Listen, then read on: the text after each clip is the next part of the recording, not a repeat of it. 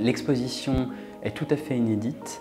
Ce point de vue sur le corps et le vêtement n'a jamais été abordé avant. Il montre en tout cas dans cette exposition à Bruxelles plus de 80 silhouettes du XVIIIe siècle à nos jours, de haute couture et de prêt-à-porter contemporain. L'exposition est née d'un dialogue avec Caroline Esguin, directrice du musée Mode et Dentelle, il y a très longtemps, alors que nous avons organisé des événements communs. Je me suis permis de partager avec elle mon envie d'un jour créer pourquoi pas une exposition sur le dos.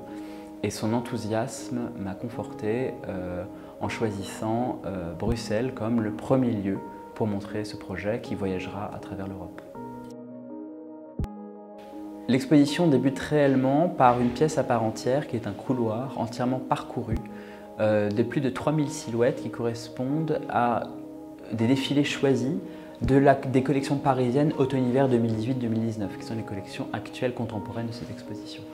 Et lorsqu'on voit ces silhouettes, on s'aperçoit qu'aucune n'est montrée ni de profil, ni de dos.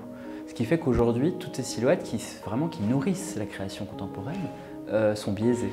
Et donc la première silhouette est par choix un des chefs-d'œuvre de la collection du musée Mode et Dentelle, qui est cette combinaison pantalon de 1939 haute couture de Madeleine Vionnet, qui n'est faite que d'incrustations de tulle de soie et de dentelle, pour aussi montrer que ce modèle très important est un modèle en 3 dimensions. Les différents thèmes de l'exposition, effectivement, sont sexuellement clivants. Le dos nu, par exemple, est l'apanage des femmes, même si on voit apparaître dans les propositions contemporaines des nuques mises à nu d'hommes ou voire plus. Les traînes, effectivement, pour les robes du soir sont forcément féminines. Les contraintes et les fermetures sont en revanche plus spéciales, même si les fermetures dans le dos pour un vêtement quotidien sont l'apanage des femmes, il existe des vêtements asexués qui se ferment dans le dos comme les camisoles de force et qui là correspondent aux deux sexes. Cependant, le thème des motifs et des messages est cependant le thème qui est le plus asexué de toute l'exposition, c'est-à-dire que femmes comme hommes, au même moment, peuvent avoir une emphase dans le dos à travers un motif de fleurs ou un message ou une phrase très bien sentie.